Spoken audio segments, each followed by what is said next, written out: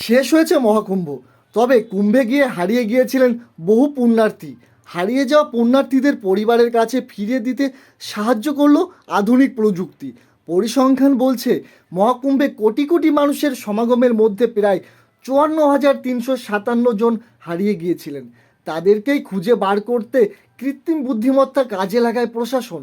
জানা গিয়েছে মহাকুম্ভে নিখোঁজ ব্যক্তিদের পরিবারের কাছে ফিরিয়ে দেওয়ার জন্য মেলা প্রাঙ্গণ জুড়ে মোট 10টি digital lost and found centre তৈরি করেছিল উত্তরপ্রদেশ সরকার। মূলত নিখোঁজ পুণ্যার্থীদের মুখের অবয়ব দেখে কৃত্রিম বুদ্ধিমত্তা ও মেশিন লার্নিংয়ের ব্যবহারে নিখোঁজদের খুঁজে বার করা হয়। খোয়া পায়া সেন্টার ও ভুল ভাটকে সেন্টার থেকেই এই কাজ করা হয়।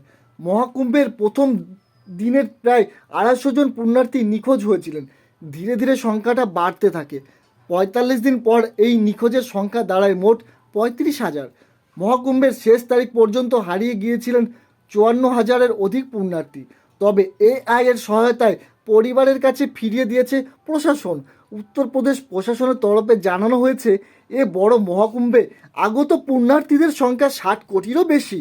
এত মানুষের সমাগম হবে এই আশা রেখেই উন্নত প্রযুক্তির সাহায্য নিয়েছিল যোগী প্রশাসন।